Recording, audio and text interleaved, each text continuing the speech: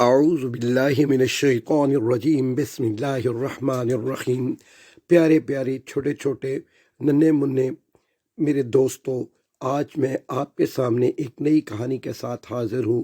امید ہے کہ آپ کو میری اگلی کہانی کا انتظار ہوگا، تو آئیے انتظار کی گھڑیاں ختم کرتے ہیں اور باقاعدہ اپنی کہانی کا آغاز کرتے ہیں۔ آج ہماری کہانی کا عنوان ہے مجرم پکڑا گیا۔ دانیال اور فیصل صرف اچھے پڑوسی ہی نہیں بلکہ ہم جماعت بھی تھے اور آپس میں گہری دوستی رکھتے تھے۔ ان کا محلہ راحت ٹاؤن کے نام سے مشہور تھا، جس میں تقریباً 40-45 گھر انتہائی خوبصورتی سے قریب قریب تعمیر کیے گئے تھے۔ راحت ٹاؤن کے مکین نہ صرف ظاہری طور پر اچھے اور دولت مند تھے بلکہ اخلاقی لحاظ سے بھی اعلیٰ کردار کے مالک تھے۔ متواتر ہونے والی چوریوں نے ان کا سکھ چین سب کچھ چھین لیا تھا، یہاں تک کہ اب وہ اپنے پیچھے گھر کو خالی چھوڑ کر کہیں جا بھی نہیں سکتے تھے، کیونکہ خدشہ تھا کہ کہیں چور اپنا کام نہ دکھا دے۔ دانیال اور فیصل خود بھی کافی پریشان تھے، وہ بھی لگاتار ہونے والی چوریوں کے اس معمے کو حل کرنا چاہتے تھے۔ اگلی شام دونوں گلی کے چبوترے پر آ کر بیٹھ گئے۔ اس وقت بھی ان کا موضوع گفتگو چوری کی وارداتیں تھا۔ دانیال، کہیں ایسا تو نہیں کہ چور اندر کا آدمی ہو؟ فیصل نے اپنے شبے کا اظہار کرتے ہوئے کہا۔ میں نے تو پہلے ہی تم سے کہا تھا کہ گھریلو ملازم ہی اس میں ملوث ہو سکتے ہیں۔ دانیال نے اپنا سابقہ موقف دہرایا۔ نہیں دوست، دیکھو، ہمارے محلے میں یہ سبزی فروش اور فقیر بابا بھی مستقل گشت کرتے رہتے ہیں، ممکن ہے یہ انہی میں سے کسی کی کارروائی ہو۔ فیصل نے کھل کر اپنے شبے کا اظہار کیا۔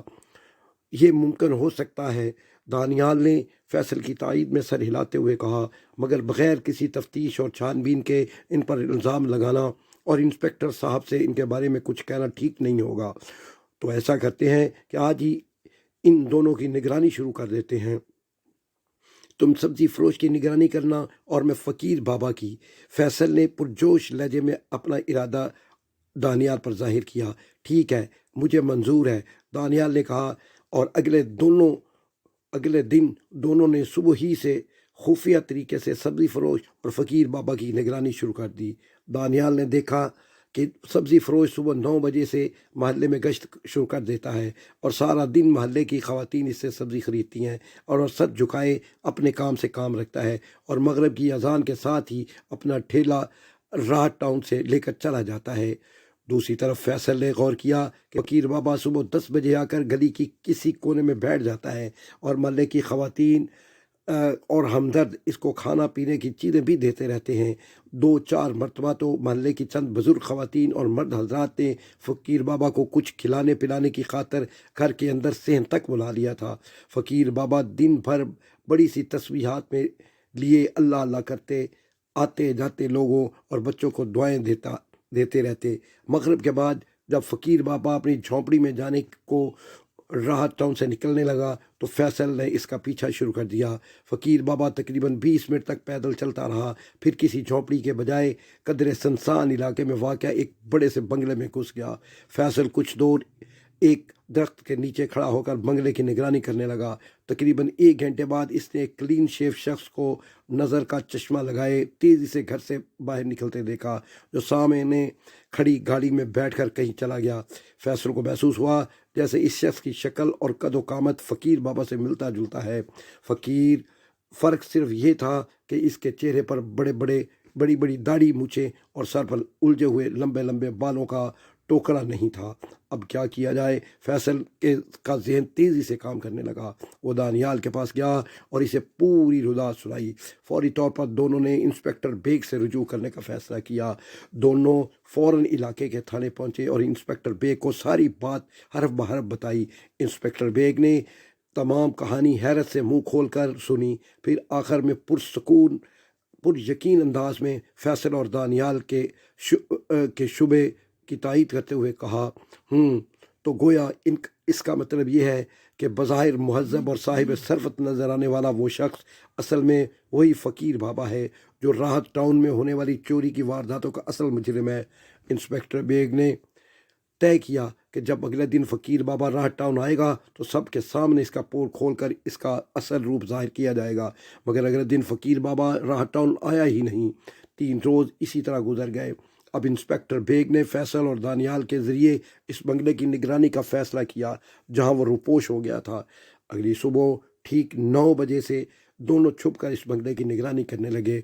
اگلے تقریباً 10 بجے انہوں نے ایک شخص کو میلا شلوار قمیض پہنے، چھوٹی چھوٹی مونچھیں چہرے پر سجائے بنگلے سے نکلتے دیکھا۔ وہ بے فکر سے انداز سے ایک جانب چل پڑا۔ تھوڑا آگے جا کر اس نے ایک کچے گھر میں بچوں کے کھلونوں اور غباروں سے لدا ٹھیلا نکالا اور اسے دھکیلتے ہوئے ایک پوش علاقے کی طرف روانہ ہو گیا۔ دونوں انتہائی ہوشیاری سے اس کا پیچھا کر رہے تھے۔ دانیال، کیا خیال ہے اگر اس شخص کے چہرے پر داڑھی مونچھیں اور سر پر لمبے بالوں کی وگ لگا دی جائے تو یہ وہی فقیر بابا ہوگا؟ فیصل نے کہا۔ فیصل کے اس خیال کی تائید دانیال نے بھی کی۔ چنانچہ فیصل نے فوراً انسپیکٹر بیگ کو موبائل سے فون کر کے اس علاقے میں پہنچنے کی ہدایت کی۔ تھوڑی ہی دیر میں انسپیکٹر بیگ اپنے چند سپاہیوں کے عملہ وہاں پہنچ گئے اور بڑے ڈرامائی انداز میں اس بہروپیوں کو گرفتار کر کے اس کے چہرے سے نکلی مونچھیں اتار دیں اور ہاتھوں میں ہتکڑیاں ڈال دیں، اور دوران تفتیش بہروپیے یعنی فقیر بابا نے انکشاف کیا کہ وہ گزشتہ 4 سالوں سے چوریاں کر رہا ہے اور روپ بدل بدل کر شہر کے پوش علاقوں میں جاتا تھا تاکہ کسی کو اس پر شک نہ ہو سکے۔ اہل محلہ اور بچوں سے بے تکلفی پیدا کر کے ان کے روزمرہ کے معمولات کو نوٹ کرتا تھا، اور جب گھر والے کہیں گئے ہوں تو چپکے سے گھر میں رات یا دن حسب موقع گھس کر نقدی اور زیورات چرا لیتا تھا۔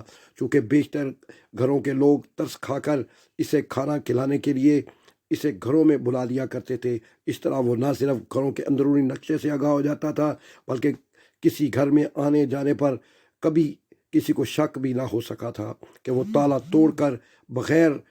توڑے بغیر تجوریوں اور الماریوں کو مخصوص چابیوں سے کھولنے کا ماہر بھی ہے، اور اسی دھندے کے ذریعے اس نے ایک شاندار بنگلہ بھی خرید لیا تھا اور عیش و عشرت کی زندگی بسر کر رہا تھا۔ فقیر بابا کی گرفتاری کے بعد انسپیکٹر بیگ نے چوری کے تمام سامان اس کے بنگلے سے برآمد کروا کر بنگلے کو سیل کروا دیا۔ پیارے بچوں، ہمیں اس کہانی سے یہ سبق ملتا ہے کہ اپنے ارد گرد کے موجود لوگوں کی سرگرمیوں پر نظر رکھیں اور وقتاً فوقتاً ان کو چیک کر لیا کریں تاکہ آئندہ وہ ہمارے لیے کسی پریشانی کا باعث نہ بن سکیں۔